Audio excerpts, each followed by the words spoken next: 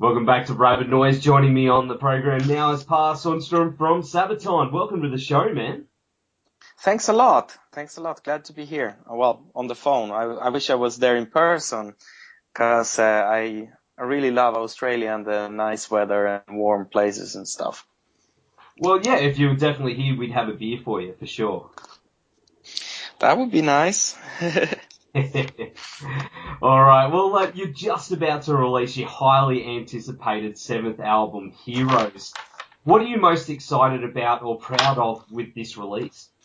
Well, there's been a lot of things going on the last 2 years for Sabaton. We released the album Carolus Rex and had the departure of 4 band members and had 3 band members join. So a little bit hectic around there, but it all worked out really fine and turned out much better than anybody could ever anticipate. So it made Sabaton a lot stronger band, and it allowed us also to come to a lot of new places, including Australia. So we've had a good 2 years also releasing a DVD, and here we are now ready to release the Heroes album. And we are extremely excited because if you would ask me 2 weeks ago, I would be like a little bit nervous since we didn't know so much. But now I've spoken with a lot of journalists and friends and stuff, and I'm not sure if the album is the best we've ever done, but it's certainly a really good one, and a lot of people appreciate it. So I'm no longer afraid. I just want to get it out now. I guess it's just waiting for that release so everyone can hear it. It's kind of like waiting for Christmas or something, I guess. Yeah, definitely. I mean, even though I already know what's inside the present, but I love to see the other people's reactions. The only good thing about this is that I'm not alone waiting for it. There's a few more people, hopefully, waiting for it too. Oh, there's plenty of people. Well, lots of people I know. That's on their top releases of this year is your new album. So we can't wait to hear it down here, that's for sure. Sabaton, as you said, has recently had a lineup change. How has it been working with the new guys in the lead up to the release of Heroes? Totally, absolutely great. The new guys really adapted quickly, much because they are very humble guys, and they really were directly approached and accepted by the fans. So that way it was absolutely great. And obviously, when we started the recording, I mean, the new recruits, what we had, we knew that they were absolutely great musicians. That's partly why they are in the band. And this helped the recording of the new album Heroes very, very well. We have never been through a recording that was this smooth and quick. So it gave us a lot of time to work on the small details on the album, and I'm sure that this can be heard a lot. Awesome, man. Well, was it a long process in auditioning new guys, or was it people that you knew already? We didn't knew them, but it was not at all different. We didn't held any audition. We didn't need it to. We just asked our best friends, do you know anybody who is a absolutely great guitar player and a trustable person? Well, basically that was the only thing, and we got some names. We just called them and said, hey, would you like to play in Sabaton? Yes, they said. Okay, then come down to,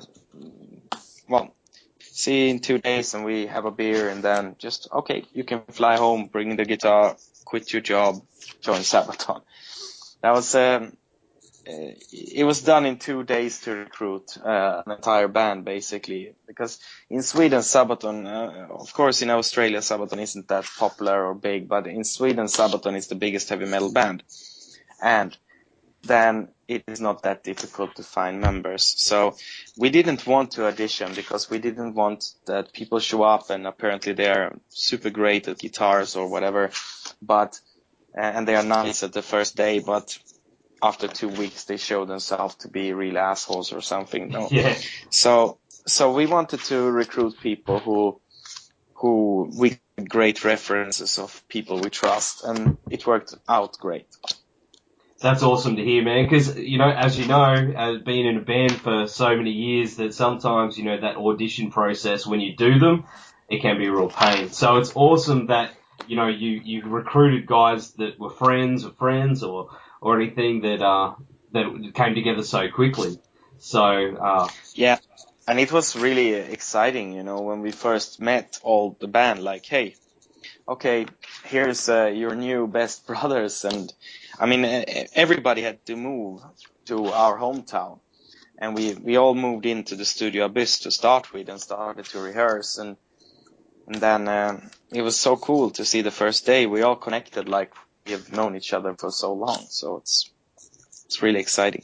that's awesome to hear, man. Well, another thing I read was you guys toured with the mighty Iron Maiden, which is a massive dream for so many bands. What was it like hitting the road with those guys?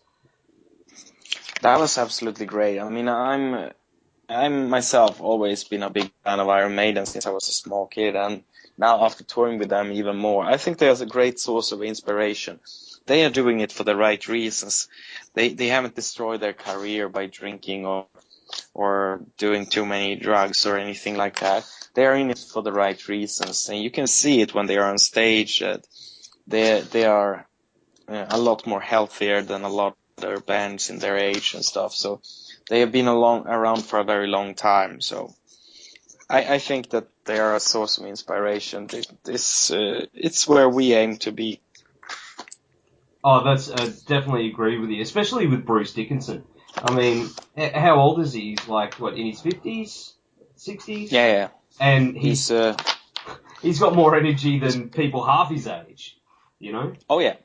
Yeah, totally. And, I mean, this is why, I mean, we see them as a great source of inspiration. And, yeah, this is where we want to be one day. Oh, I think you guys are definitely on your way there, if not already hit there. You know, you're Sabaton, as you said, you know, are a big band over there, and you're quite respected and well known down here in Australia as well. So I have no doubt in my mind that you're going to be right up there with the Iron Maiden. So it's going to take a long time. It's going to take a very, very long time, that's for sure. But we have seen what Sabaton can do in some countries, and we have made ourselves to a platinum selling band that fills arenas in some countries. So, but in some other countries, we are almost nothing. So we have to be humble and face that fact. So, I mean, we cannot come to Australia and expect that we are the same as we would be if we would be playing in, for example, Sweden or Poland or Germany or something like that. Well, I don't think it'll be too far off though. You know, you just got to come back. Well, yeah. That's that, and we will come back. Don't worry. It's just that we're just gonna do it in the right way. I mean, I do not think in coming back as a headliner yet. I don't think that that's the right way for Sabaton to go right now. So we're looking forward to see the right opportunity to show up, and I think that it's not that far away, actually. Awesome. You've been with the band since the beginning. What are your memories of the time when it all came together to begin with? By then, we were, you know, without any ambitions or I mean, we were just basically partying and doing a lot of stuff like that. Didn't focus so much on the musical part, but as it went on later, it became more serious. And I mean, obviously now it's a full-time occupation. It takes all the time we have, and it gives us a lot back. We are able to do things that we dreamed about. So I feel absolutely blessed. Oh, that's awesome to hear, man. Because, I mean, every muso starts the same as you know, with their heroes on their wall and their albums and their collection, and to get to that point must be an amazing feeling. Yeah, and I mean, we still have to, you know, be humble and to also be fully aware of what Sabaton are. And a good thing is I'm happy that it took us 15 years to go where we are now. And I think that since we are a self-managed band, and been doing it ourselves and been doing all this stuff over the years, I think we have learned so much about the world, which makes it easier for us to navigate within the music world. So we know what is demanded from us, we know what we can expect and what we are not allowed to expect. So in that way, I think we are very humble in front of what we can do. Awesome, man. Well, you said Sabaton is a self-managed band, but I also heard that that responsibility falls on you. You're the manager of the band, is that correct? I am the manager of the band, yes. And since the beginning, the obligations I had was always different, and I had to evolve along with the responsibility of taking care of what is needed for the band. In the beginning, it was maybe just to get our first show, and then it became to book the studios, and then later to do the economics and the artwork, and later to do the record deals or the publishing deals and do merchandise and stuff like that. So over the years, I have learned many different trades. So today I don't do all of them because there are obviously people who can do them better than me. But at least I'm involved in them, and that feels so great that we trust other people and we still can be, in command. That would be, yeah.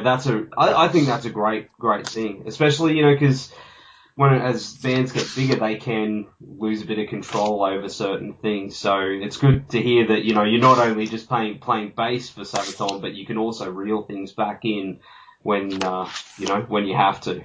Yeah, totally. And things that I spend the most time with now is obviously to bring the band forward with different sellings and marketings and tourings.